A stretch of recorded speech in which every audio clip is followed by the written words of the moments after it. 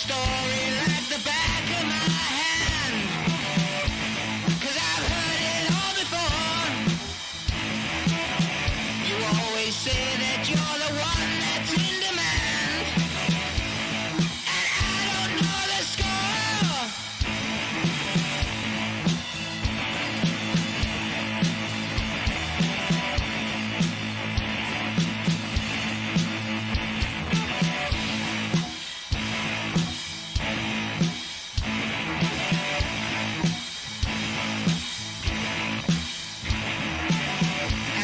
Times that you have tried to play the game, trying to have things your own way. It's led to nothing and things still remain the same, and I don't wanna play.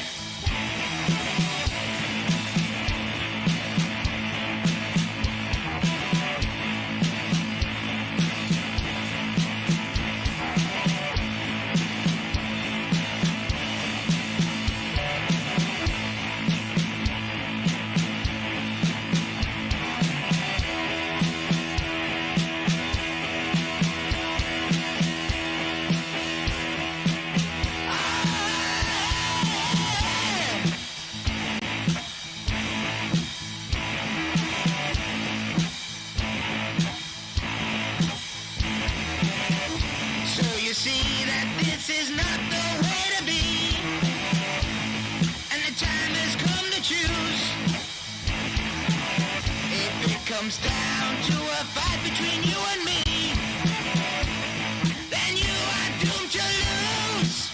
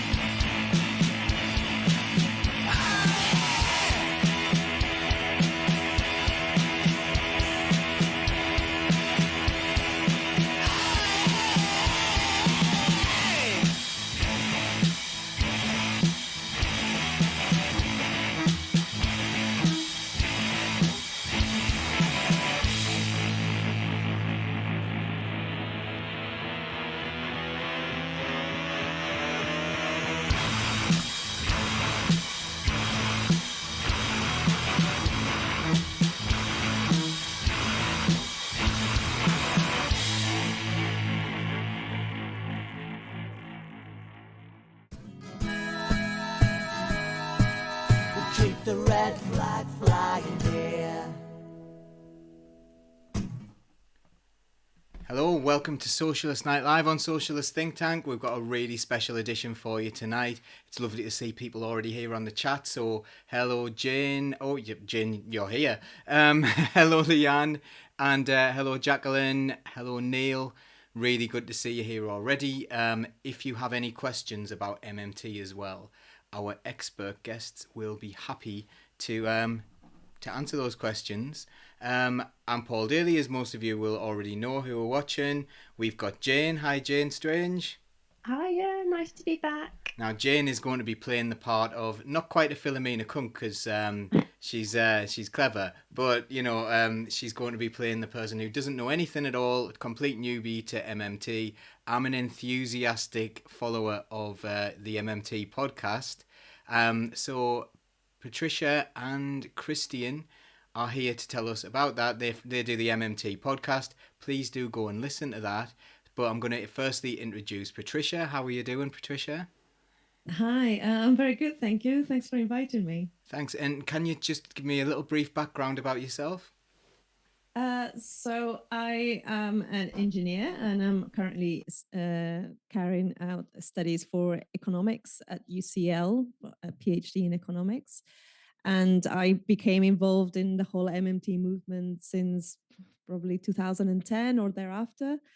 And I've known Christian for about 5 years at least, if I'm not mistaken. And we decided to start this podcast to disseminate how the monetary system works and to make it accessible for people. About 3 years ago, I think it's 3 years ago, if I'm not mistaken, Christian, and the rest is history, I guess. Brilliant. Okay. So not an expert in economics to start with, but you've learned over I time. became interested in economics as a result of the 2008 crash, and then I decided to formalize that understanding by reading more books, and eventually caught up with MMT. And it's like something clicked, and there was no going back. And then I just did what all MMTers say, which is I have to share this with as many people as possible. And that's what's my motivation. And only recently have I sort of decided to take that to an even more formal level by completing a master's in economics and now doing a PhD. Oh, just doing a PhD in it. That sounds easy. Um, so Christian, can you tell us a little bit about yourself, please? Um, I I've been a comedian for tw- 23 years. um, so I'm as old as the hills, and the same as Patricia. I got interested in what money is and how the system works after the 2008 great financial crisis. And but because we were being told that we were going to have austerity measures because the government had run out of money, and you end up thinking, okay, what does that mean? How does the government run out of money? I know how I run out of money. I don't understand how it would be, because at the same time we were being told that there was all these huge figures being dished out to the financial sector to keep it ticking along, because it was deemed systemically important. So was kind of being a lefty. I was thinking, okay, so the financial sector is systemically important, and we have to cut all these things like the NHS. To me, that's systemically important. So, how does this whole thing work? And so, yeah, you start reading about these kind of things, and eventually you end up asking yourself, what is money? I think, and then a whole can of worms opens. Yeah. And I think that's Uh, what's really interesting about obviously, like I've said, I'm an enthusiastic listener of your podcast, and one of the things that worries me slightly is on the left there's this almost like sneery thing where they say MMT is all about free money, and it's all about it's almost like whenever there's an opportunity, people on the left will do it down. And I'll give you an example here. I was listening to a brilliant person, Gary Stevenson, who I've interviewed before as part of the World Transformed. He's been on Socialist Think Tank. Absolutely outstanding economist. Made a load of money on the stock exchange as a young man coming from a working class background. He understands it, and he spends all his time now trying to explain how the economy works to people. Now, he was on Novara Media, and as soon as he started, like, there was one point that wasn't even related to MMT, and Aaron Bastani did this, like, yes, like the MMT guys, there's no such thing as free money. And it's how do we move away from that? So all I want you to do now is, one of you, and I know you've already discussed who's going to do this, but can one of you give like a kind of brief explanation? Obviously there's a much fuller explanation on your podcast, and you can go back to the early episodes of that, which really give a firm grounding of what that is. But for our viewers now, could you explain what MMT is? okay, well, it's a description of how governments spend, which essentially then is really what money is and how the money system operates as a system. Um, I'm working from some notes, and I'll put the notes in the chat, and then because it's got bullet points in it, and then maybe people can ask questions later. But so I've just got some bullet points, and I'll just talk through them, and inevitably there'll be questions. So um, let me try and get to the end of this. I think the key insight is governments only spend one way, no matter what your guy on Novara Media says or how people feel about MMT. There is only one way. There's no such thing as deficit spending. I'm taking that from L. Randall Ray, who wrote the book Understanding Modern Money. He's saying there's no such thing as deficit spending as opposed to any other type of government spending. There's only one type of spending, and that is, a government passes a budget, and then instructions are given to make the payments, and the Bank of England credit commercial banks' reserve accounts that are held at the Bank of England, and those commercial banks then credit the final recipients of the money that you're going to receive. So you could say money is voted into existence. Once it's going to happen tomorrow. They're going to pass a budget, and the Bank of England doesn't get to go, oh, no, we're going to draw a line through that. We don't like that spending. We don't, they don't bounce. Government checks don't bounce. So the government's the source of its own spending money is the point. And there's lots of research and empirical stuff to back that up.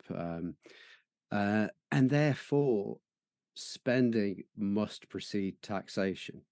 The government is asking for its own money back when it taxes you. And then people that then go, wait a second. So then why is the government taxing me? Surely it's to do, I thought they were taking money off me so that they could then spend it on the NHS and all of that. And really what's happening there is, well, okay, there's a guy called Beardsley Rommel, a Fed chair in 1946, wrote a paper called Taxes for Revenue Are Obsolete. In 2009, the Fed chair, Ben Bernanke, this is the central bank of the US, said when he was asked on 60 Minutes, are you using taxpayers' money to bail out the bank? He said, no, it's not tax money. We just use the computer to mark up the size of a bank accounts. That's how we do it. That's how the Fed spends. Christine Lagarde, who's in charge of the ECB and the Euro system, has made a similar statement. I won't read them all out. And then most recently in the UK, a paper was written by Josh Ryan Collins and a whole 4 other people developing an accounting model of the UK exchequer which backs all of this up. So then the question is, why do governments tax us?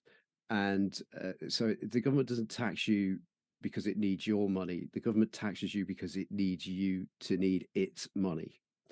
Okay. And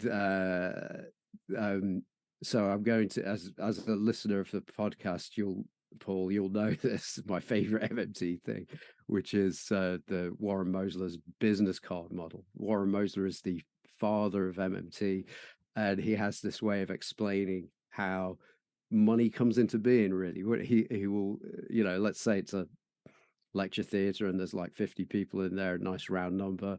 He holds up a business card and he goes, this is my business card. Would anybody like to buy one of these off me? And people are like, they've never seen him before. Why do I want your business card? Then he goes, would anybody like to work for an hour cleaning the floor after we finished? I'll pay 1 business card per hour.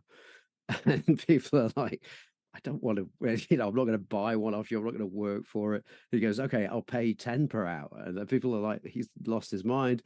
And then he goes, oh, I've got to add one more thing. There's a guy at the door with a machine gun and he works for me, and you can't get out of the door unless you've got one of these cards. You have to pay him.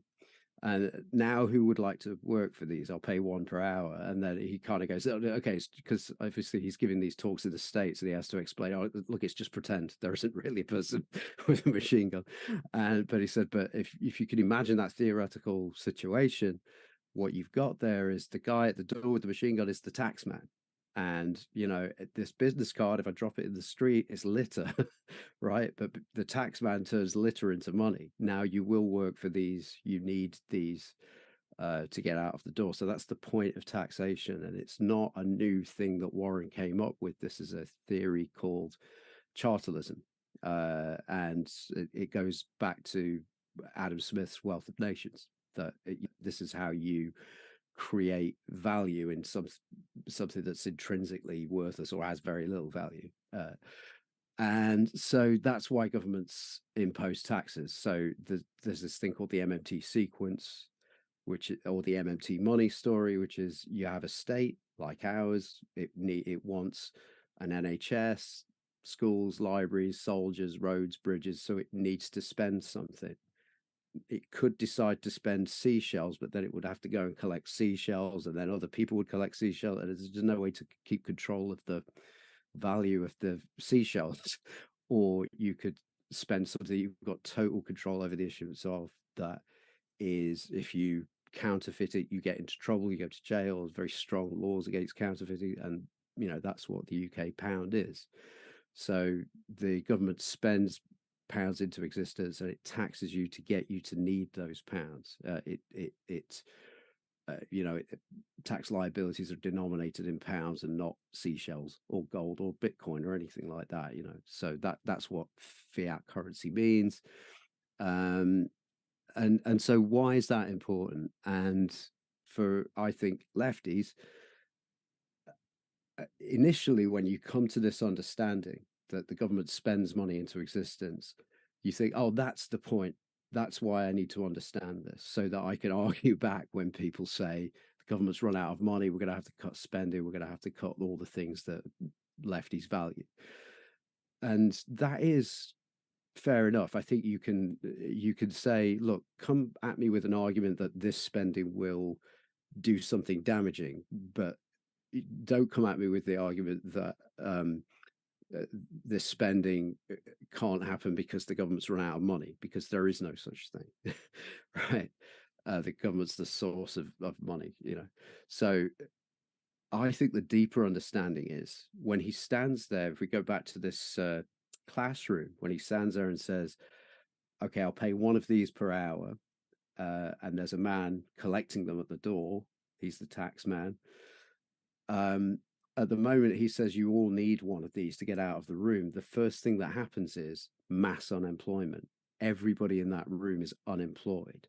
So really, for me, the deeper insight is that money by design creates unemployment for the further purpose of the government spending that money into existence so it can pay for things that we hopefully voted for, like an NHS, like whatever the public purpose has been deemed to be, either through a democratic process or otherwise. But that this is how states do it. This is how states provision themselves. They create a need for their token, their money token, and then they can spend money into existence. So, but back to this deeper point that I think the lefties should be picking up on, or again, you can already see how complicated it's got, and so this is why we're on episode 152 now, because but the idea is that the government creates unemployment with this guy at the door with the machine gun,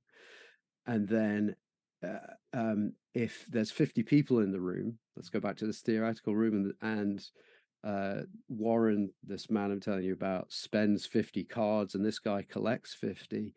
Everybody gets a job, everybody works for an hour. That's a balanced budget. Right? Spending equals taxing, right? If he only spends 45 and there's 50 people in the room, you've got what we would call residual unemployment. You've deliberately not put enough spending power into the private sector, that's all the people in the room, to keep some people unemployed. And what the private sector can do with unemployment, as we see in our real lives, is go, well, this disciplines wage demands. Because we know that we are being always threatened with moving into that buffer stock of people who don't have a job, who can't earn the means to feed themselves. This is a serious thing. This is the idea about how we control inflation right now. That there's a trade-off between the price level, the actual price level of goods and services, and employment, and the closer you get to full employment, the more inflation is a threat. And what we are saying with MMT is that it doesn't have to be like that. You don't need to hold back and keep those 5 people unemployed. And so the only policy in MMT is called a job guarantee.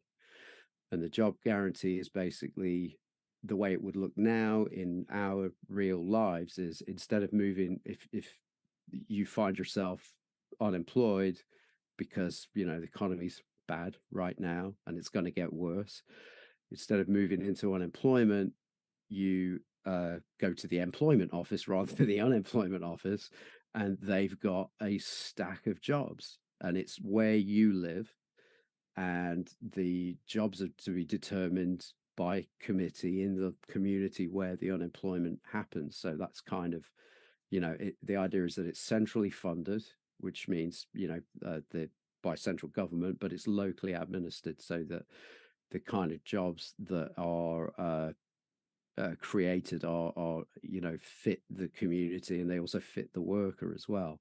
So there's a whole there's lots to sort of read up on about the implementation of that, but basically we are proposing that to replace the current job guarantee. With the current job guarantee is, if you can't find a job in the private sector or the public sector, the government will guarantee you a job, sitting at home trying to live on under subsistence wages, close to starvation, not being able to put the heating on, and this job is called being on universal credit. And that's really what it's not there to replace benefits for people who are disabled, or people, in fact, it's not even there to replace universal credit, in terms of, like, you could be voluntarily unemployed if you want. We're just adding this extra option that, like, if you don't want to be involuntary unemployed, you can move into this sort of pool of employed labor. And given that employers like to prefer to employ people who are already working over people who are unemployed,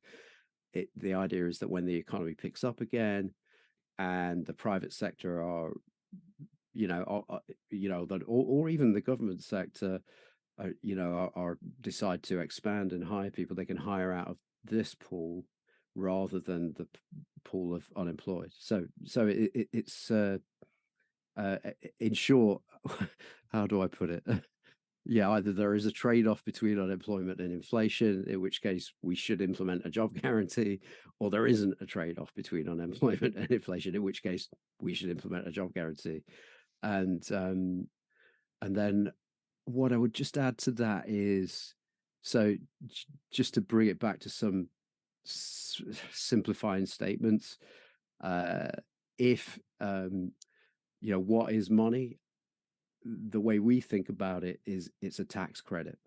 £5 note is nothing more or less than a guarantee to pay down £5 of your debt to the state, and that debt usually comes in the form of taxes. Well, could be fees and fines, whatever, but, like, it's usually taxes. And so if you think about it as a tax credit, that can simplify things, and it's a very specific legal arrangement. And then for lefties, two easy traps that I think we can avoid is national debt shaming, right? So when people go, oh, the Tories are awful because they ran up the national debt and we pay it down, that's kind of like, it's not the victory you think it is. Okay, so if you think about it, the government every year spends some money into existence, and then it taxes some back out. And if it spends more than it taxes, we like that as the non-government, like, that means we've got some money in our hands. If it taxes more than it spends, we're going to have to go into debt or spend savings that we've already built up. So it's basically our wealth as the non-government sector is decreasing. So the national debt is actually nothing more than the pounds that have been spent into existence that haven't been taken out of existence by taxation. So we need it, and we need it to grow. So this whole idea about paying the national debt down is daft, and you're kind of buying into the opposition's framing. What do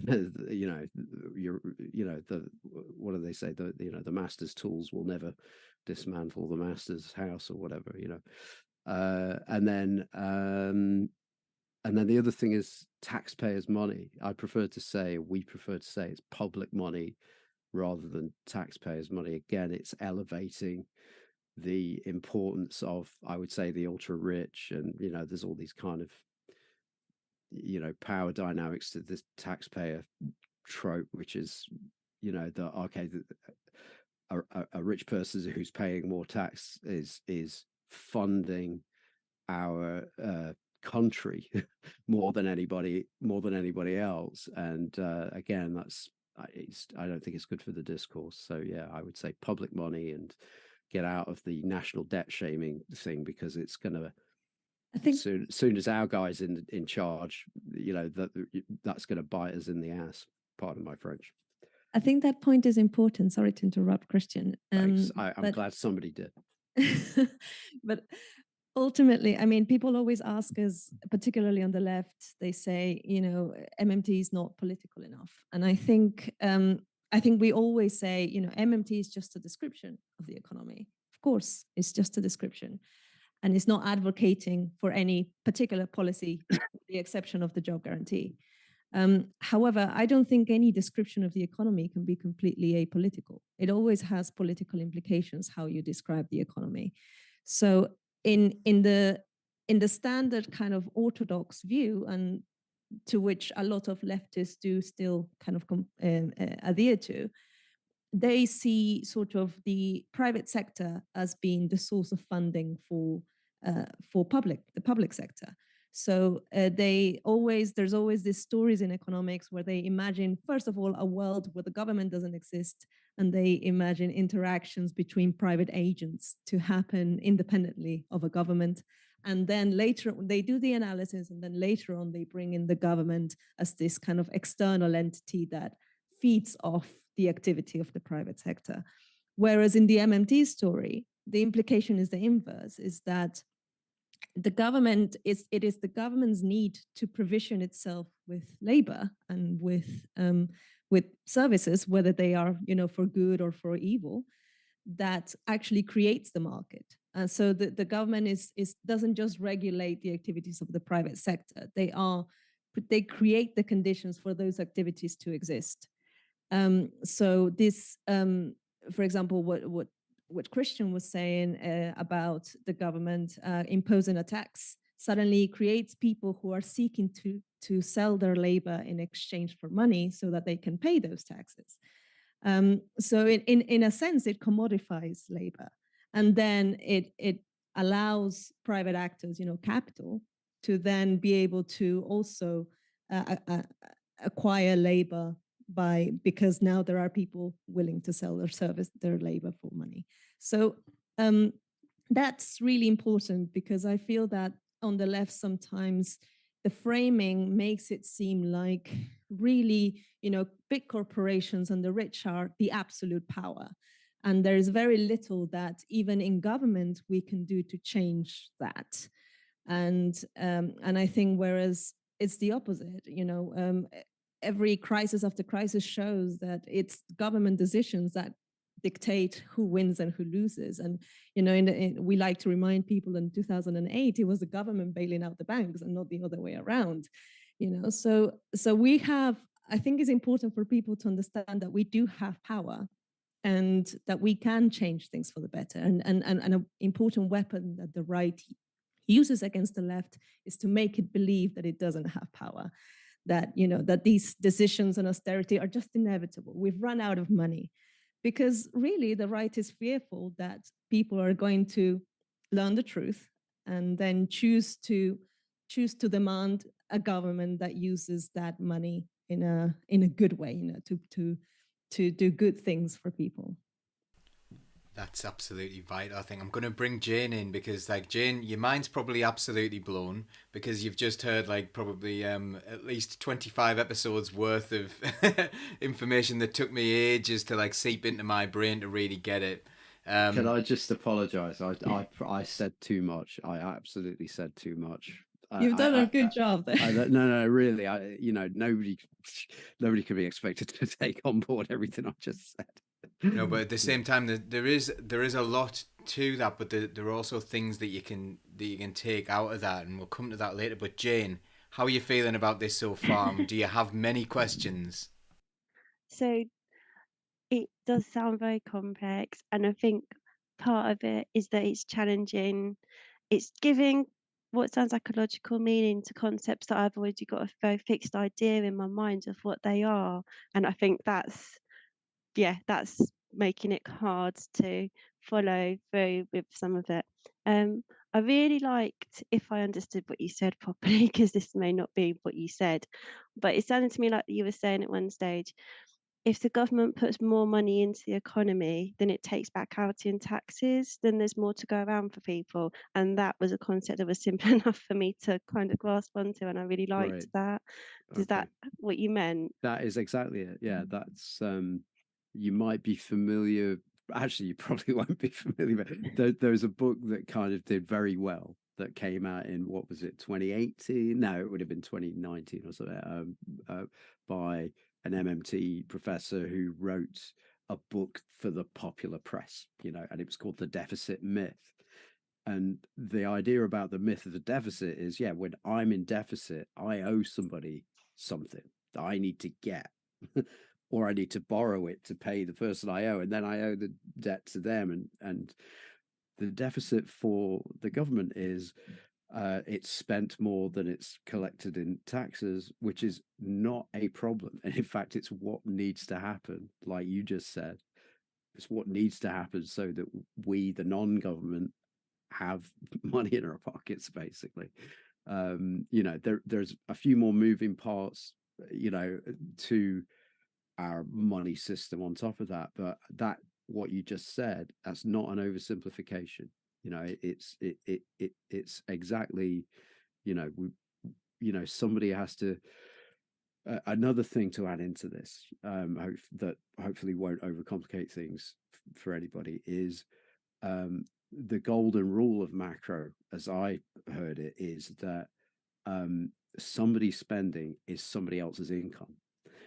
Okay, right. So these pounds that have been spent into the private sector or the non-government sector, you, me, businesses, they circulate in the economy, until they are destroyed by taxation, which lots of people don't like that. And if you're on the left, you don't like it because we like the Robin Hood narrative, and I'm from Nottingham. we like the right that like there are people with lots of money and there are people with not enough, and wouldn't it just be great if we could just equalize that, take it from them, give it down there. And taxes can have that effect, right? But you're not taking this money here and adding it down there. You can add it down there without taking it from up there. And that's not me going, so leave the poor misunderstood rich person alone. Absolutely tax the rich, because they're too rich, but don't tax them because you think, oh, if we don't take this guy's super yacht, we can't feed somebody who's just about to starve to death, because that's not how the money system works. Yeah, so we like to highlight that it's the distributional issue that is the matter. So we always say, the government debt, the number, the big number in itself doesn't tell you much. It just tells you what the government hasn't yet taxed away that sits in somebody's bank account at the moment. And of course, what happens is that people, particularly if they're very rich, they tend to save more. So if people save at the top and you don't run a deficit, if the economy as a whole does save, or certain sections do save, but the government doesn't run a deficit to make up for that saving, then eventually you can create a recession. You can create more poverty at the bottom. So in a way, the government spending or the government's deficit is just a result of the private sector saving, per se. And if you don't want to have unemployment, then you need that deficit. If you happen to have a surplus, a trade surplus, or if people are spending more than they are saving, then that may be a different story. But what we like to say is there is no level of deficit which is inherently good or bad. It really depends on what's happening in the economy. So we don't like to vilify high deficits or low deficits or this. It really just depends on what people are doing.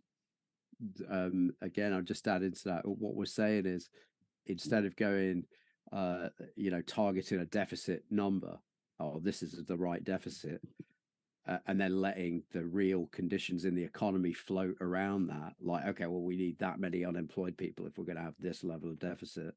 We're saying, no, fix the real conditions, zero unemployment, and let the deficit float around that. So what's going to happen is, if you have, say, a job guarantee, when people become unemployed, they move out of private sector employment, government spending goes up, because they would be, even without a job guarantee, they would be moving on to benefits, right? So government spending goes, it's called an automatic stabilizer. If there were no benefit system, when people become unemployed, their income and therefore their spending would go to zero. And so the idea is, there are these measures in our economy called automatic stabilizers, which means that your income doesn't fall to zero. So it's not even out of altruism that we have a benefit system. If you want to look at it like certain economists look at it, it's basically, oh, we've got to protect this, this abstract concept called the economy. Whereas, our thing is like, let's protect people so that they've got enough to eat. And so the deficit goes up and down automatically around, around the needs of the economy. So what you will hear in anti-MMT discourse a lot is, you guys are just, like you said at the beginning, Paul, free money, buy everybody a pony, all of this stuff. And it's like, no, this is the one thing that we want to get done, which is that everybody is entitled to a job that pays a socially inclusive wage. That's it. So, if it was like, okay, when you fall into unemployment, everybody gets a pony and a mansion and, £1 million and a rocket, then, the criticism, the free money criticism might have some, validity to it, but that's not what we're proposing. I'm going to bring in some comments now, and thank you so much for all that.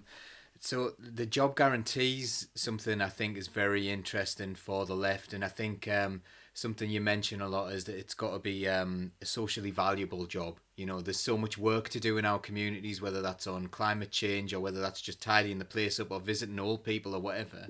Socially useful jobs that are chosen by the community is a huge element of this, isn't it? And but someone has asked, Jacqueline Hemmings has said, what about young people leaving school, people who haven't necessarily got the skills or experience? Would a job guarantee work for them, giving them a well-paid job with a good work-life balance? I think, well, the short answer to that is yes, and I think our idea of the job guarantee is that entirely voluntary. So you can, you can choose to, you can go to the local office and say, I've got this many hours a week. I want to do a job. What have you got for me? And I think there's a lot to say for training on the job.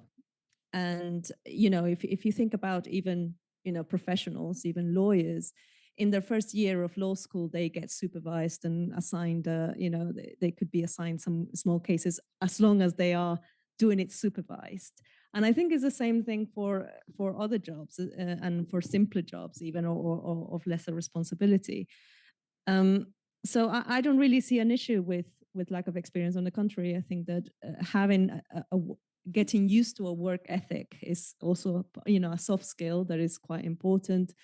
But also it allows people to become more in touch with their community's needs, get to know each other. I do feel that we're all quite disconnected from each other, and working at local level for things that presumably would benefit them as well in the big picture would be great. I mean, a lot of young people the army sees no problem in enlisting 16-year-olds or 17-year-olds. So why should we really in doing these types of jobs? So yeah, I hope that answers the question.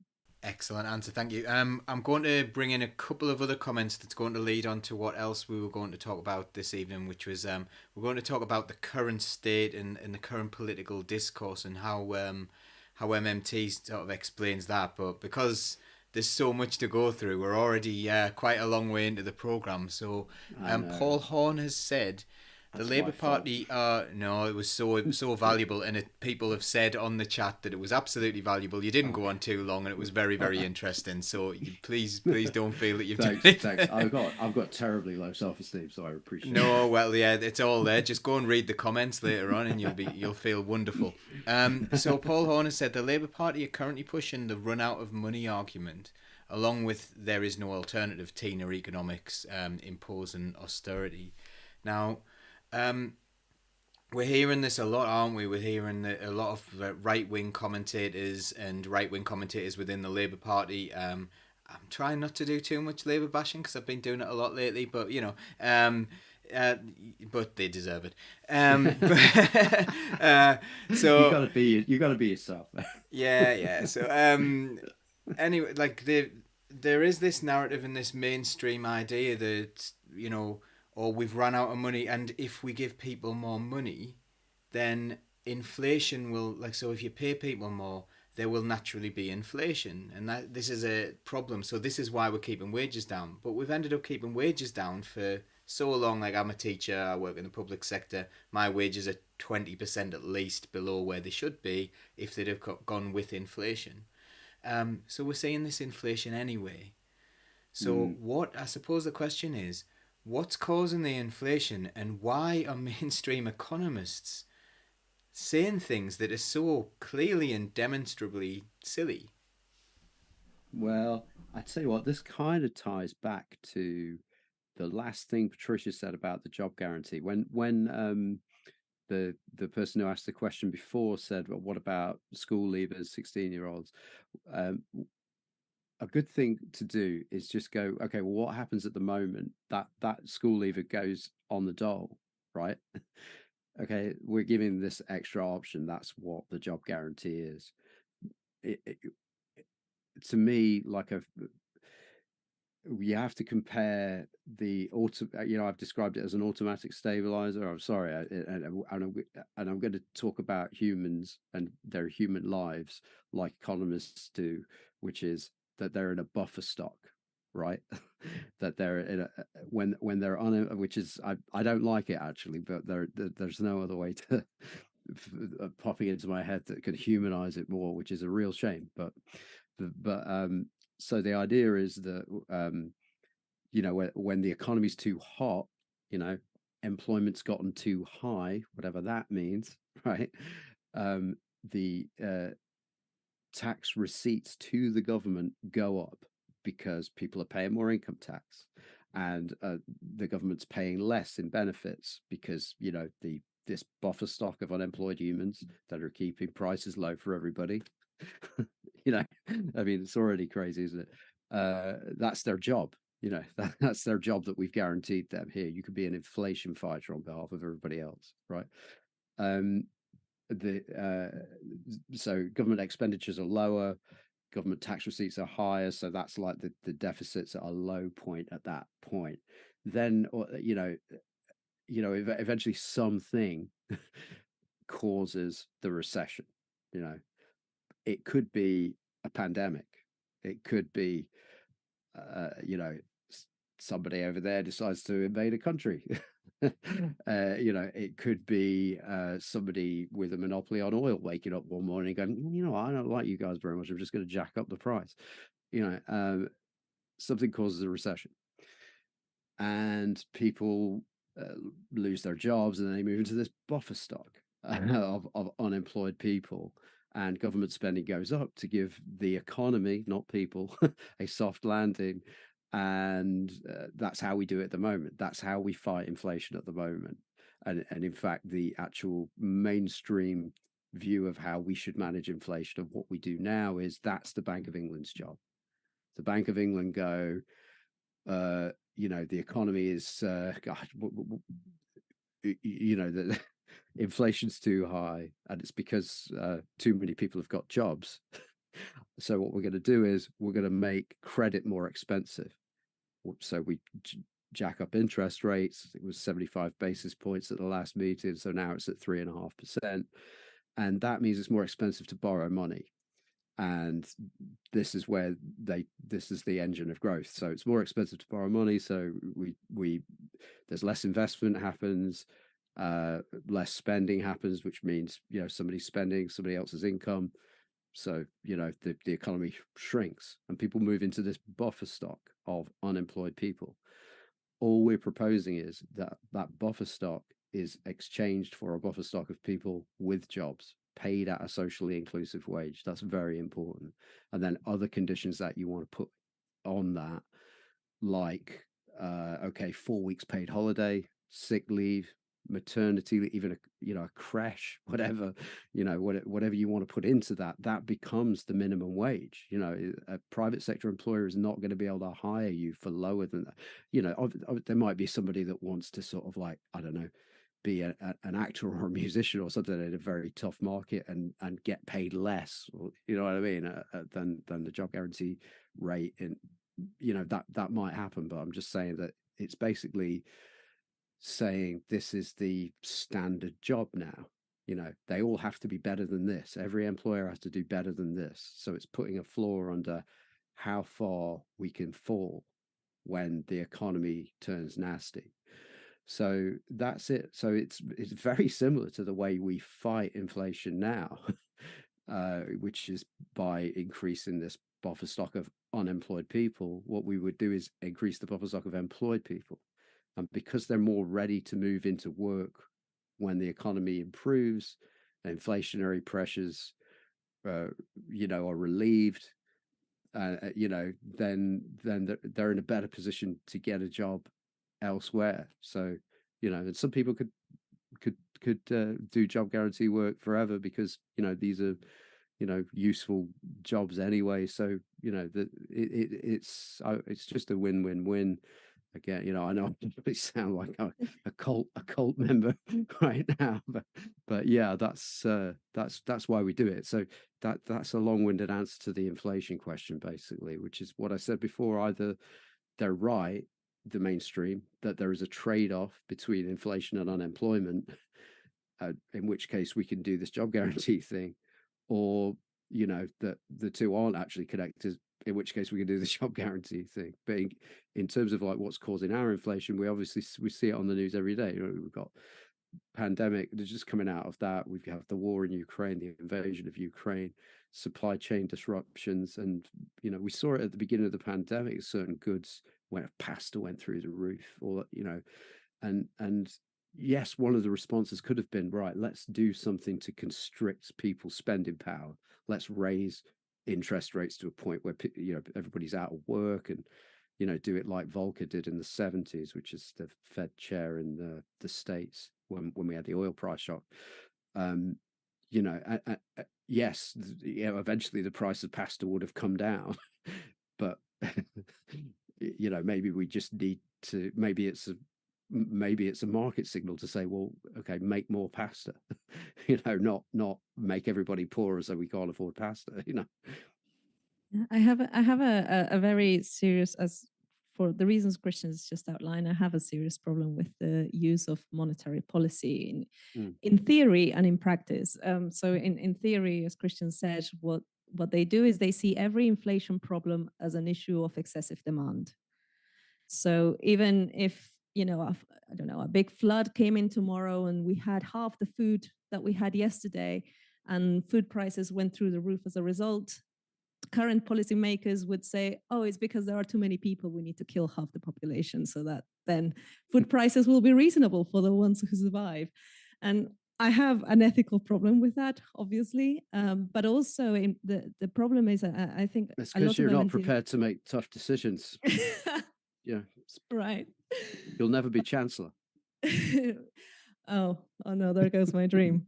But yeah, so the issue is that in practice it doesn't work, not even as they say that in theory it will. Because what they're doing is, if they increase interest rates, sure, they make borrowing harder. and that may create some unemployment. But on the other hand, they are increasing interest rate payments to whoever holds bonds. So they are taken away with one hand and giving with the other. The net effect, God knows, because increasing interest rates also can increase production costs through other means, use of futures and things like that. And so at best, I would say, and a lot of MMTs would say, that monetary policy is undefined in its effect to inflation. But other MMTs, especially Warren Mosler, would say interest rates are counterproductive to inflation. Yeah. So the medicine is basically worse than the disease, and they're making things worse by increasing interest rates. And of course, the fact remains that the inflation was caused by a supply shock, the war, and interest rates are not going to fix the war. And so you have to then think about what are your options. If ending the war isn't an option, is not an option, then the alternative is either you ration things in a way in which is fair, by maybe curtailing excessive spending of some of the population, but alternatively, you also focus on alternative means of generating energy, and that means mobilizing productive resources to those things that you need more of to generate. So you could, for example, mobilize resources to install more solar panels across the UK, or mobilize resources to install more wind turbines.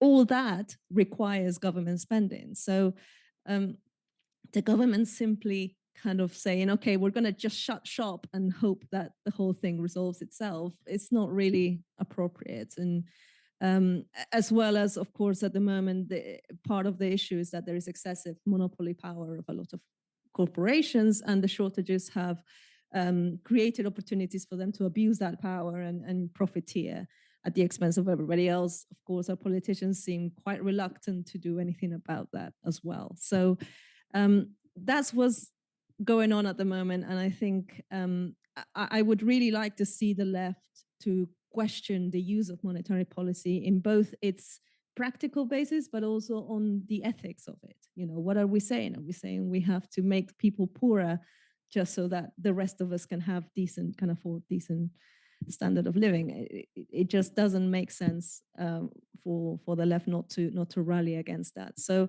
I'm always quite puzzled when the left demands higher interest rates, because they associate low interest rates with increasing asset prices and things like that. I would argue that asset prices are the result of more things than just the interest rate, and that there is a whole other thing, reconfiguration of the finance sector that can be done to tackle those things. But raising interest rates really isn't the way to address that. Look at what's going on at the moment as well. Like the headlines are all about recession, and house prices have slowed down, and now they're going down, and it's like, that's what you wanted, right? All the people who are arguing for rate hikes and money's too cheap. It's been an era of cheap money, and like, okay, right now your house price is going down, and now everybody's concerned about that. So I don't even get what they want, these people. But so I just want to underscore the thing that Patricia started off with, which was that when interest rates go up, people who have debt have to pay more to service that debt. It's pretty standard. What we don't see is that also creditors get that money. Right. So and generally creditors happen to be people higher up in the income distribution, and creditors tend to be pretty much everybody else, the 99%, right? So what that's doing for sure is, I don't even think it's debatable, is shifting income between borrowers, which is all of us, and creditors. So it's and as we keep talking about Warren Mosler, who's the MMT founder, who's a fantastic person. I hope you get to talk to him. We can put you in touch. He's great at communicating these ideas. So but you know, he calls it basic income for people who already have money. You know, if you own government bonds, you know what's happening there is you've swapped. If you, I don't know, let's choose a nice round number, £1,000. If you've got £1,000 government bond, you've it's basically you've bought £1,000 note that pays you money.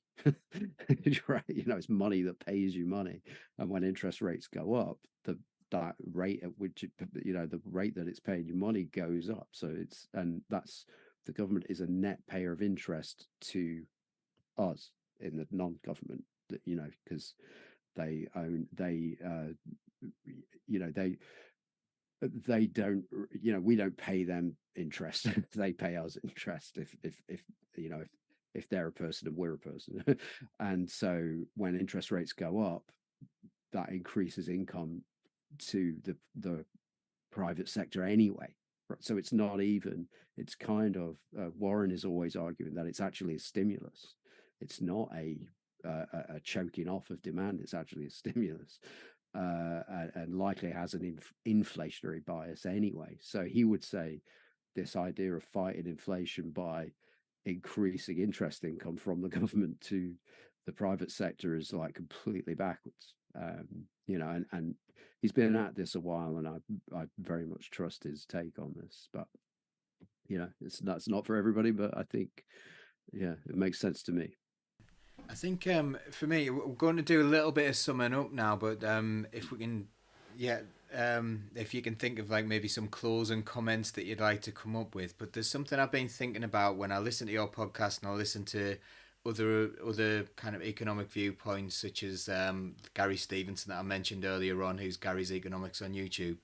Um, what he says is that during the pandemic, which also has been part of the reason for inflation being caused, because what they did was they gave a lot of money out. They gave out £12,000 per person, and that ended up in the wrong hands. It's not really like a question of whether or not that deficit is important. It's where it ends up that's important, which is why things like wealth taxes are so important to rebalance the broken economy, because the economy is just feeding the richest all the time, and that's what's going on.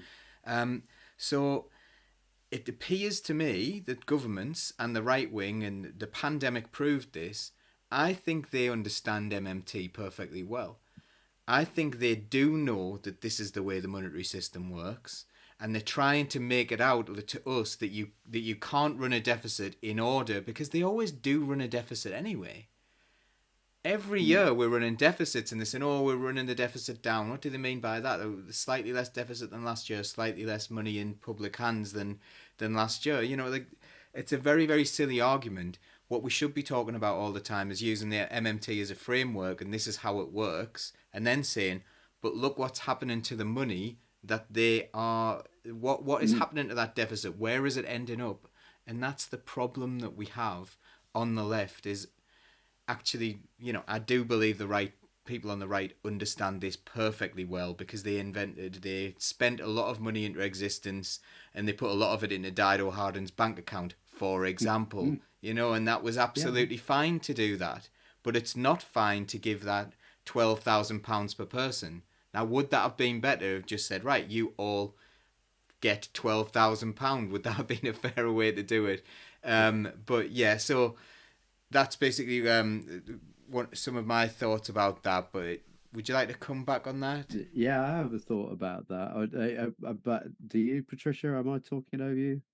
Go ahead, I can wait. Okay, I was just gonna say the yeah, you know, one thing people kind of don't like is the idea of means testing. You know, obviously we don't want to means test benefits. You know, you got people who can't walk, dragging themselves into the office to prove they can't walk and all this stuff, right? But you know, that's the thing. Again, sorry to sound like a you know, one track mind, but the job guarantee again is self-selecting. You know what I mean? You go to the office because you need that income, you know, and therefore, if we had that in place, rather than it being a universal it is a universal right. Basically, we're saying, okay, everybody's got the right to a socially inclusive income for a day's work, right? That's what it is saying.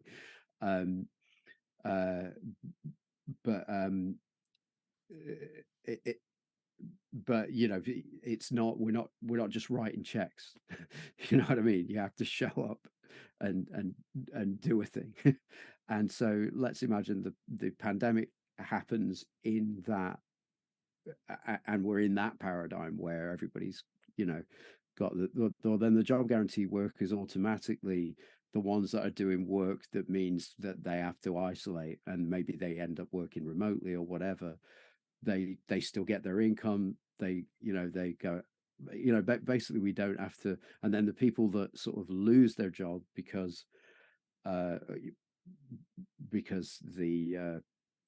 pandemic relief wasn't adequate enough, they go into the job guarantee, and then they either get a job where they're working remotely or paid to isolate, or or actually out there. You could imagine a lot of people at that point, if they'd have moved into the job guarantee, there was lots that could have been done on the public health front, just keeping the place clean.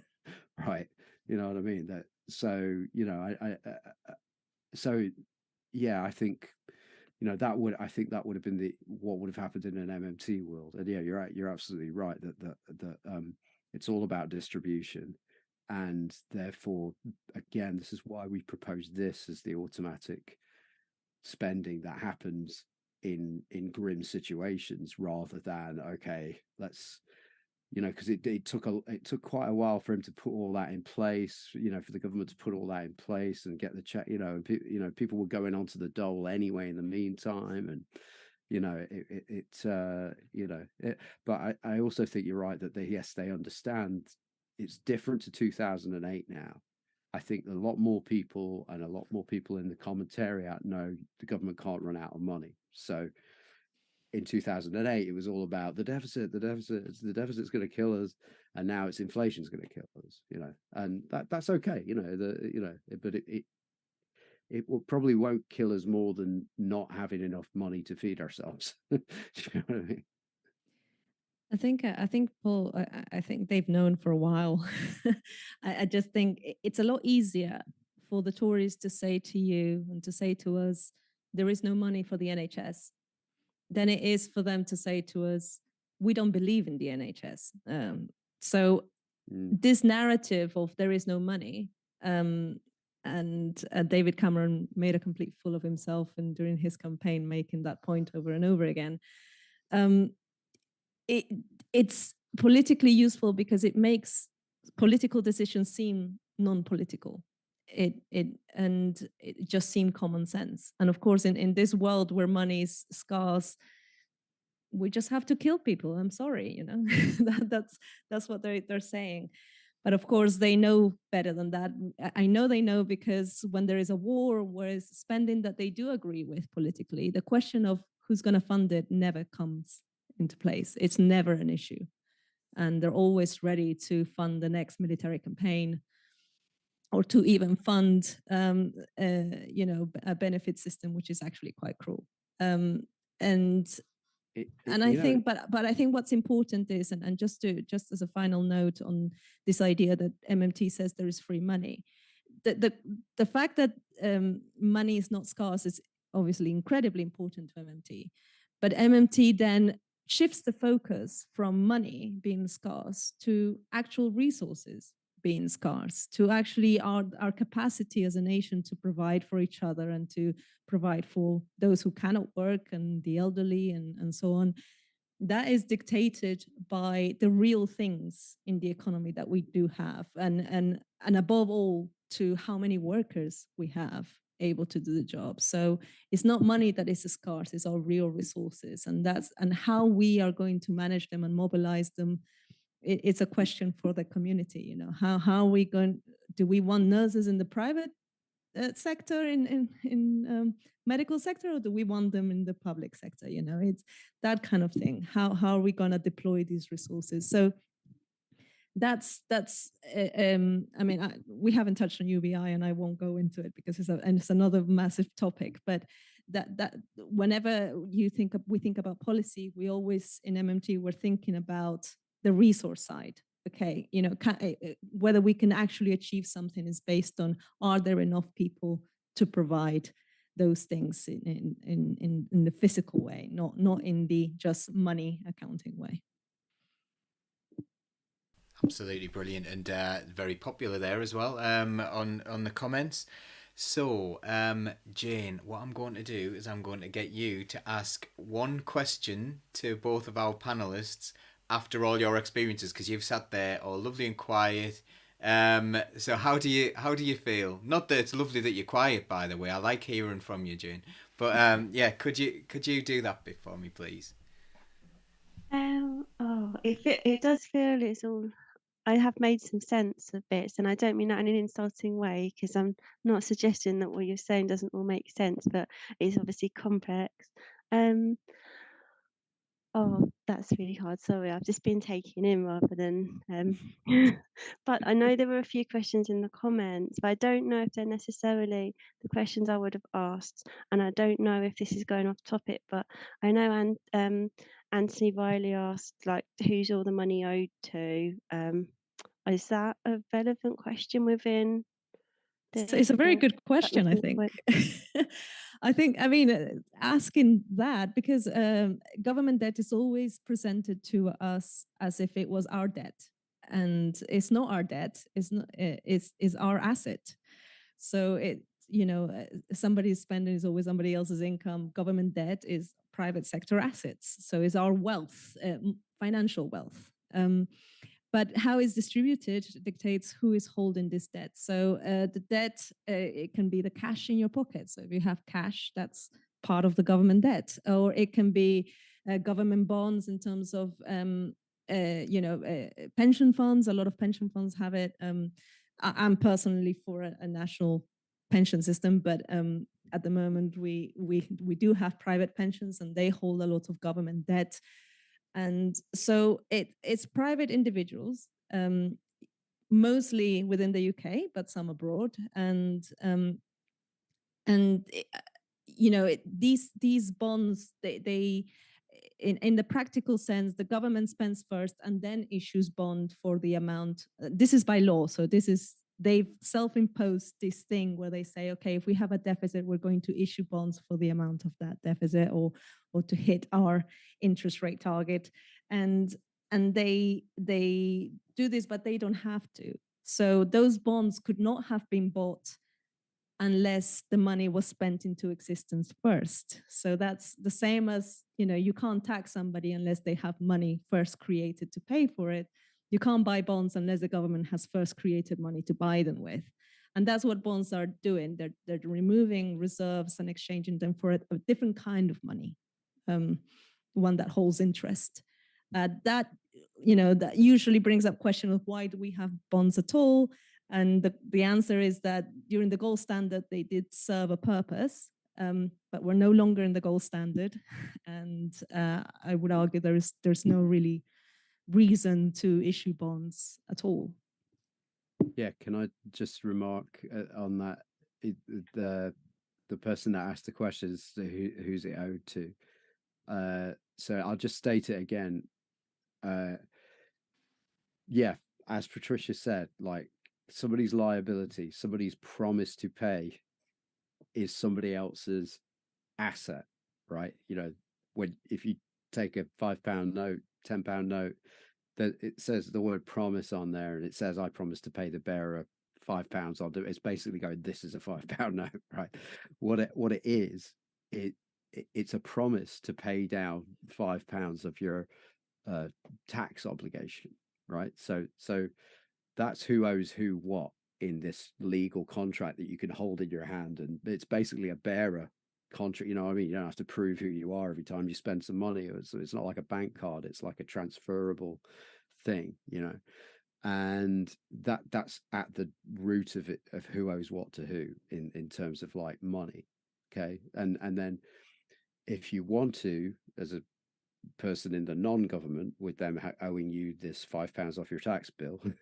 Well, you use it for all your day-to-day transactions or whatever, but also you can then use it to exchange it for, you know, a £5 government bond, which, as Patricia was just saying, it's just basically a £5 note that's paying you interest. So you know, that's basically it. You know, that you know, the government debt is because we go, oh, government debt is nothing like private sector debt or household debt. That's understating it. It's the exact opposite of private sector debt. You know, it's private sector wealth. That, I mean, we're not using hyperbole here. You know, this is like, that's definitionally what it is. You know, a liability implies that something is owed to somebody, and there's somebody that's holding the liability. That's their asset. You know, and that's that. You know, it's just accounting.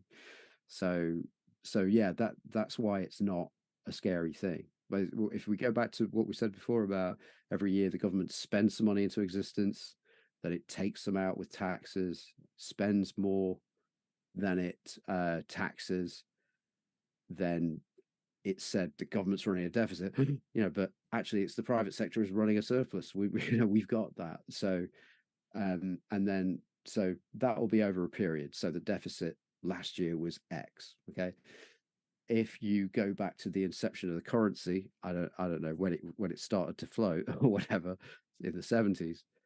Basically, the national so-called debt is basically the sum total of all the deficits run since the beginning of time, minus any surplus years. You know, when the so-called debt was being paid down, or you know, when we were losing assets as the private sector, as they were being destroyed by, you know, the debt being paid down. So you know, hopefully I haven't confused everybody with that.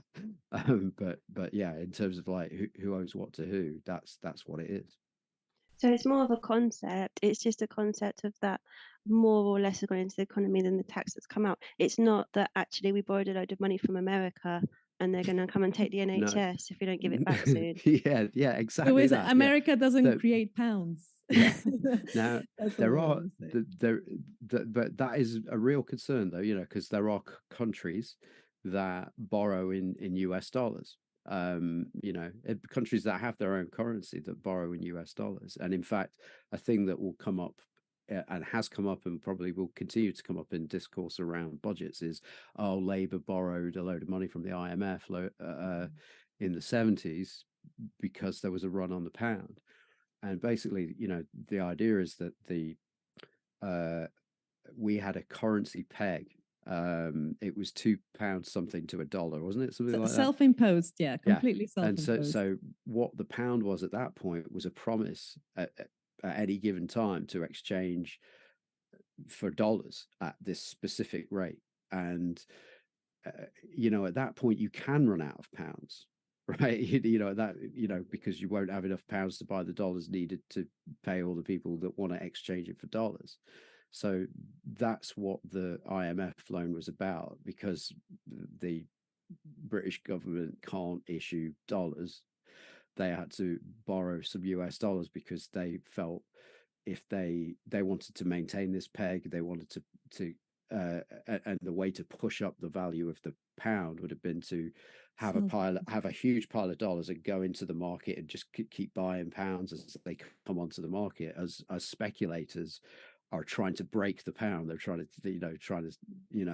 sell it short, I guess, you know. So you're and what actually happened in that case was that what was it? They borrowed something like, it was a large sum for the time. What was it, 7 billion or something, and they used 3 billion.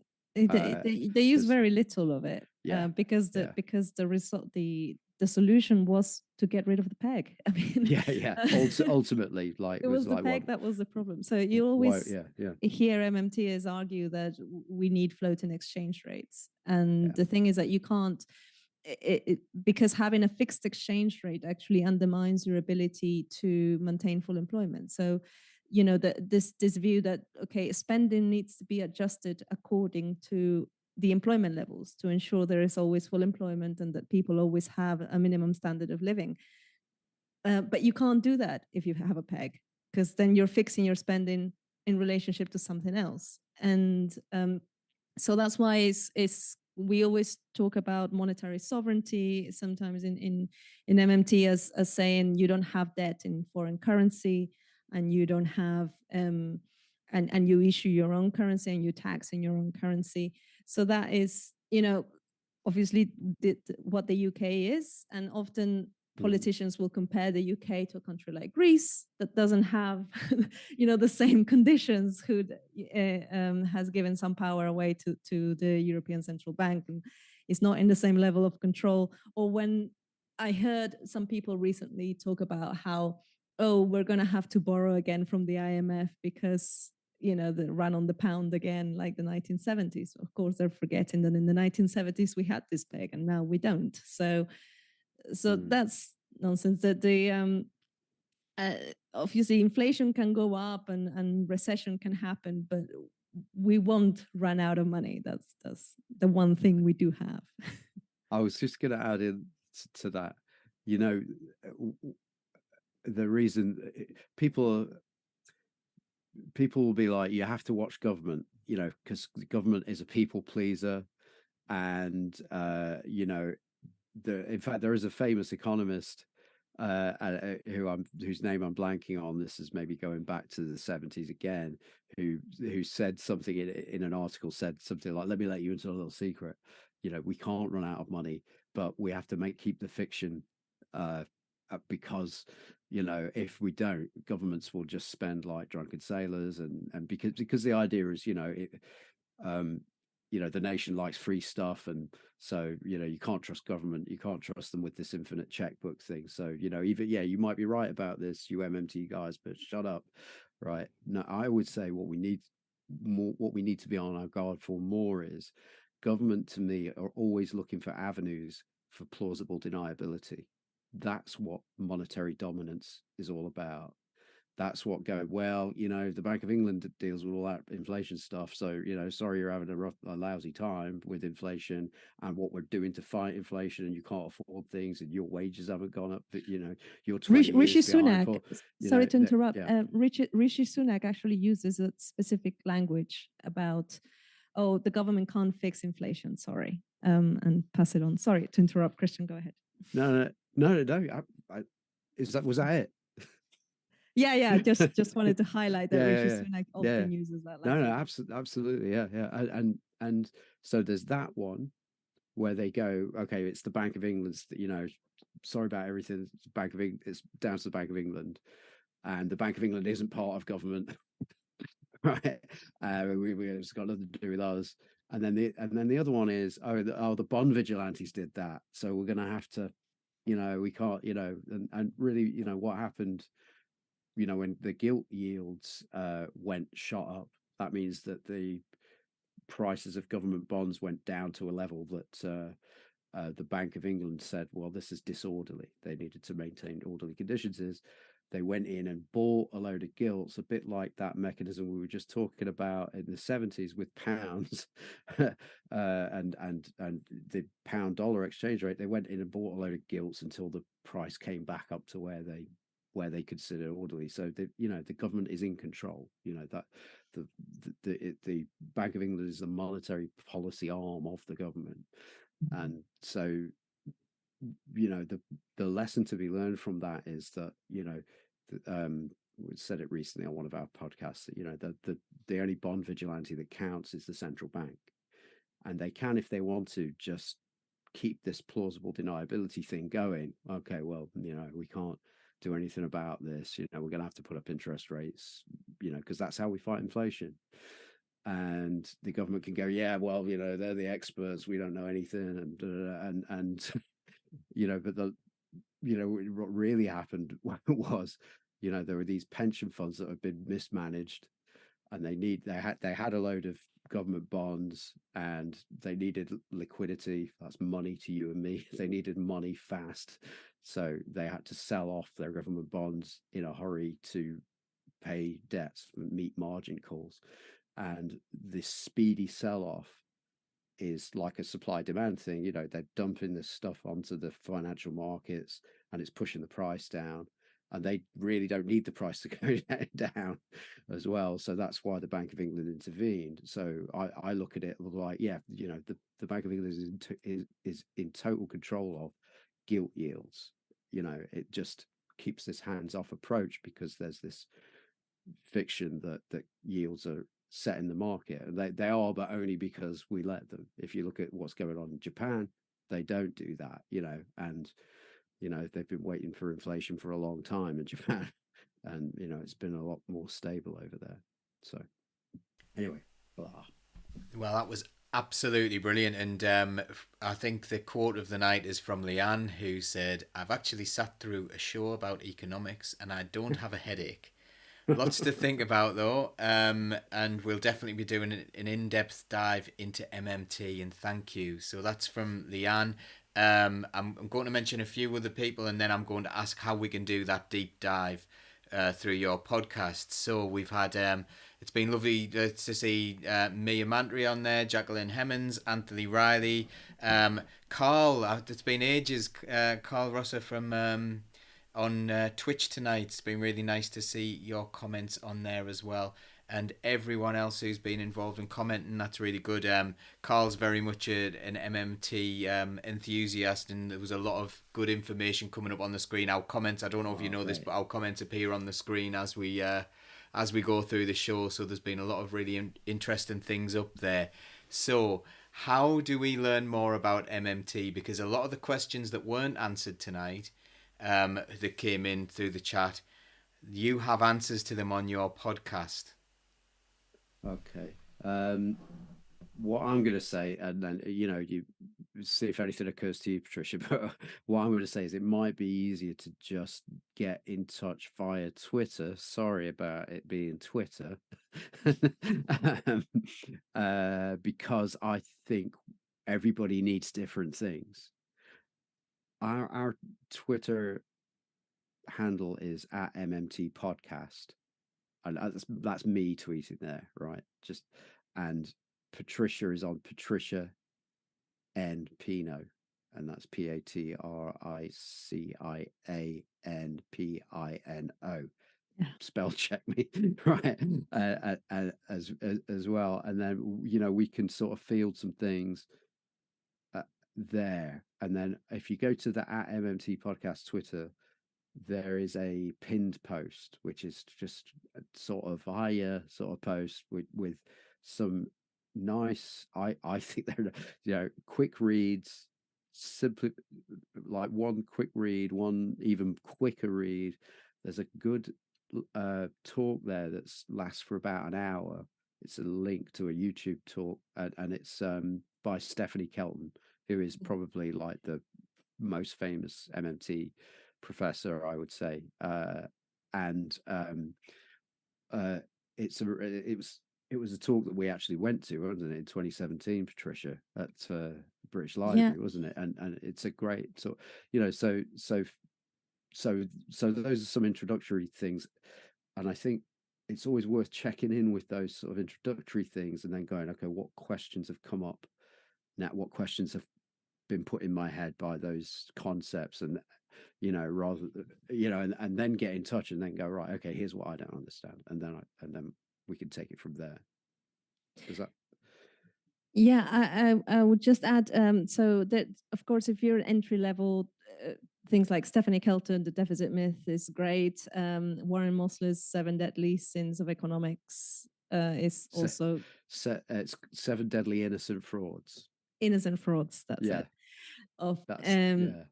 That's also great. If the issue with those, of course, is that they are written for a US audience primarily. But if you want UK specific stuff, it's partly the reason why we created the podcast. But there's also a website called GIMS, GIMMS.org.uk, and that is a UK-based organization, and they have a ton of resources there. They have introductions for the job guarantee, the basics of MMT, and materials to help anybody who wants to help others to learn MMT, sort of fact sheets and things like that. So Yeah. by all means, go in there. If you are feeling more hardcore and you're ready for the big leagues, you can go to Bill Mitchell's blog, Billy blog. I can't remember .net, I think it is. It's actually, let me find it because I was looking at something today. But that is very heavy, but it's where a lot of us start through our journey. So by it's all totally means, necessary. Yeah. he's a very committed lefty as well. So you'll probably see a lot of and oh, yeah, also, because we're talking to lefties and socialists. Bill is a kind of Marxian scholar. He's one of the founding academics of MMT, but he's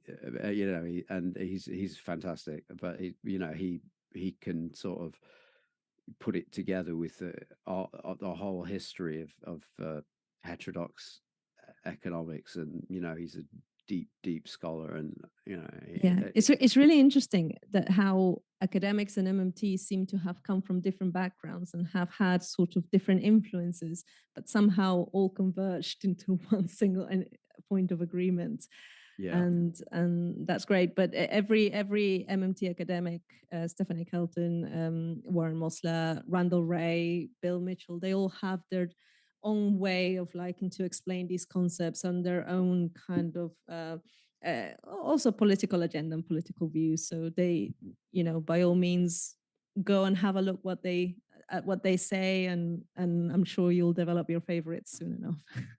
Yeah, I think that, that's the key. I think it's about finding a good fit, rather than I've got this complicated question, tell me the thing for me. It's like, no, to find the voice that resonates with you, like, oh yeah, I when this person not literally speaks, maybe speaks, but when they write or whatever, I that resonates with me, and go in there, because I think really that's the good thing about the whole MMT project, is that all kinds of people are putting together their blog posts, their videos and stuff like that, and and if you want, sometimes I think, I know people will run before they can walk, so they might write something or that's not quite MMT conversant,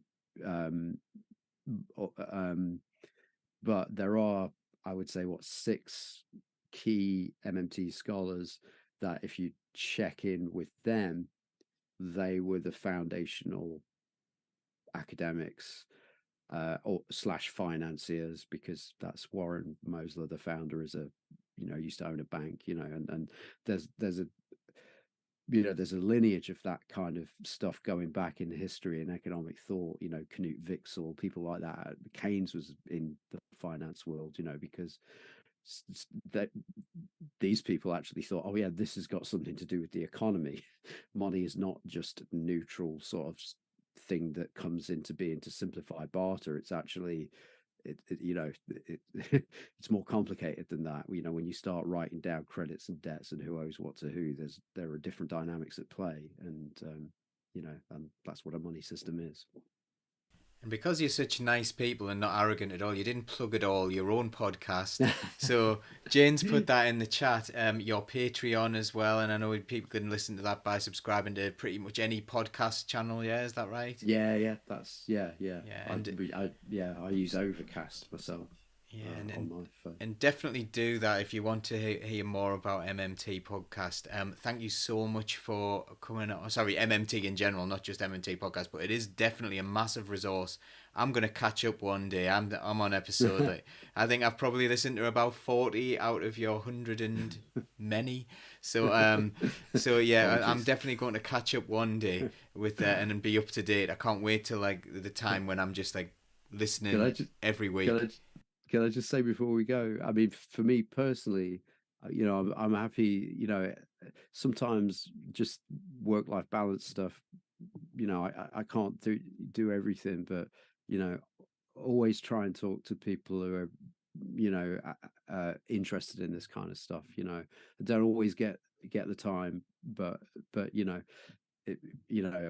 I personally, I'd like to think of like we're just opening a door here and saying hi, and love to do it again. And if there were people with deeper questions, or people who are like, come again, what was that again? Or we'll try and get to it. We don't always get to every question that gets asked, but we're all about trying to find the right fit for you. Absolutely. So thank you to both of you so much. We'll stay on for 2 minutes after we do this bit and go off air. But Jane, you've done all these links in the chat as well about things about Socialist Think Tank. Do you want to have a go at the little at the closing comments from Socialist Think Tank tonight? I know I'll do it if you don't want to, but I think you'll be better than me. I wasn't expecting that. Just thank you to everyone. Really nice to see all the lovely viewers in the chat, and really nice to hear from Christian and Patricia. It's been really interesting.